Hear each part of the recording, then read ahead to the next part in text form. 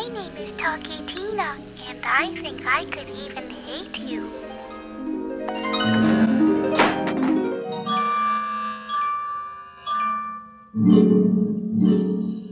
My name is Talky Tina, and you'll be sorry.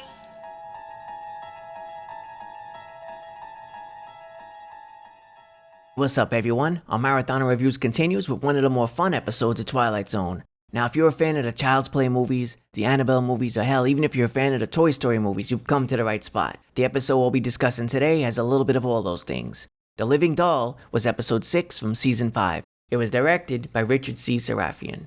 Although the writing credit for this classic episode went to Charles Beaumont, sadly by this point in the series run, Charles Beaumont had failing health, and so this one was actually ghostwritten by Jerry Soule. Talky Tina. To Eric Strater, she is a most unwelcome addition to his household. But without her, he'd never enter Twilight Zone. Of all the episodes I've covered so far, The Living Doll may be the fastest paced and most streamlined. I typically do breakdowns of these shows, but in this case, I could almost summarize the episode as follows. A little girl's doll terrorizes her asshole stepfather. Done. And it wouldn't be that far off. However, I really like breaking these down, so let's get to it. As usual, spoilers are ahead. The episode starred Telly Savalas in a very memorable role here as Eric Strater, a bitter, resentful, verbally abusive stepdad with a massive chip on his shoulder. Savalas is best known, of course, as Kojak, the cool-as-hell, smooth-talking detective from the classic 70s crime show. Well, how nice. How nice and civilized when old friends get together, they talk, they drink. You know something? It warms the cockles of my heart. The mom, Annabelle, was played quite well by Mary LaRoche, and her daughter, Christy, was also played really nicely by Tracy Stratford. The strong cast was rounded out by the most notorious doll in Twilight Zone history, Talky Tina, as voiced by June Foray. This small, seemingly innocent doll was obviously a big part of what made this episode great. The episode opened with the mother and daughter returning from shopping. Annabelle had just bought her daughter a wind-up doll named Talky Tina. The dysfunctional state of their home life was set up right from the get-go. Annabelle told her daughter to avoid showing her stepfather the newly purchased doll. Once inside, however, Eric couldn't miss the large gift boxes. Predictably, he gave Annabelle a difficult time over buying another doll he claimed she didn't need. He whined about the cost, but it was apparent there was more to the situation than simply the price of the doll, especially since there was no indication that this family was struggling financially. Amidst the yelling, it also came out that Christy had been seeing a psychiatrist, and she had feelings of being rejected. My name is Talky Tina, and I love you very much. Will you shut that thing off? Very easy to see why. Now, typically when a doll was wound up, it would say things like, "My name is Talky Tina, and I love you very much." But this doll recognized Eric's antagonism, particularly as it related to Christy, and with that, the threats from the doll began pretty early on. As the episode progressed, we learned the main reason behind Eric's unpleasant attitude. Eric was infertile. Angry, frustrated, and likely insecure over his inability to have children with Annabelle, he remained perpetually miserable. The back and forth between Savalas and the doll are the absolute best parts of this episode. We as viewers buy that this doll has it in for him because Savalas played the part brilliantly. He showed a lot of range here. My name is Eric Strater, and I'm going to get rid of you. You wouldn't dare. Huh? Wouldn't I? Annabelle would hate you, Christy would hate you, and I would hate you. He laughs off the doll, he gets angered by the doll, he even tests the doll for weaknesses. So as the episode moves along, things spiral out of control. Eric blamed Annabelle and Christy, who he thought were messing with him, as payback for his shit treatment. Eric ends up tossing the doll into a trash can, which as you can imagine, does not go over very well. Hello?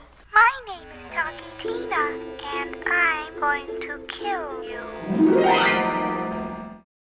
Naturally, Eric checks in the trash can, finds it empty, and confronts Annabelle, who has no clue what he's babbling about. He then heads upstairs and finds the doll on Christy's bed. It's about here that any sympathy for Eric went out the window for me. Daddy, please! I'm not your daddy. Eric then tried every trick in the book to destroy the doll. Hilariously, nothing worked. Defeated by Talky Tina's Wolverine-like invulnerability, he basically gave up and tossed her back in a trash can, this time weighing it down with bricks. As if that would do the trick. Annabelle had enough by this point and was packing to leave. She told Eric he needed to see a psychiatrist ASAP. It's here that Eric does begin to question his sanity, and offers to return the doll to Christy if Annabelle will stay.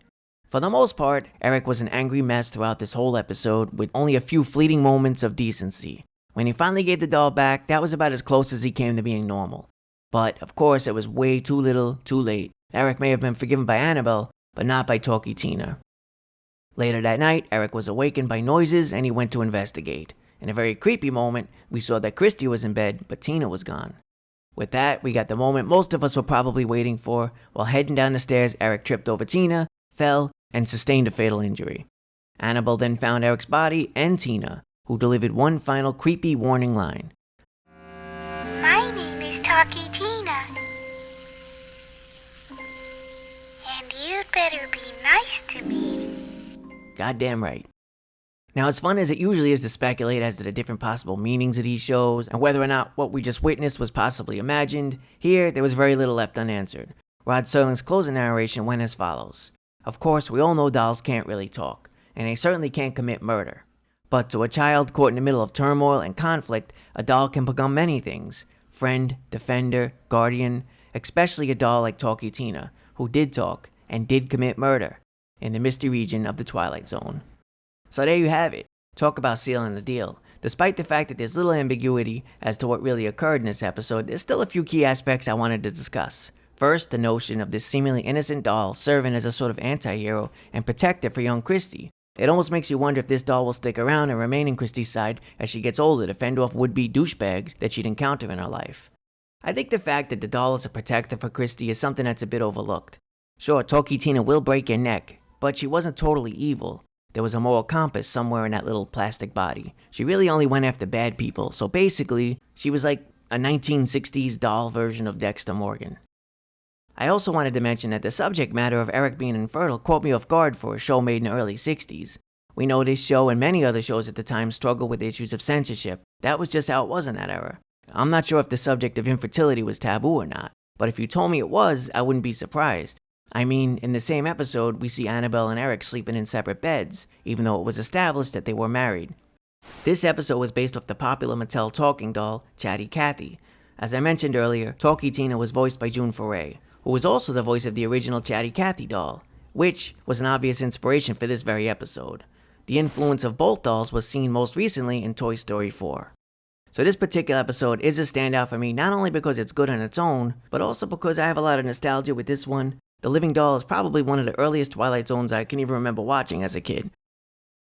Anyway, this is a classic. I give this one 4 out of 5 killer dolls. I'm very curious to hear what the rest of you think about this episode.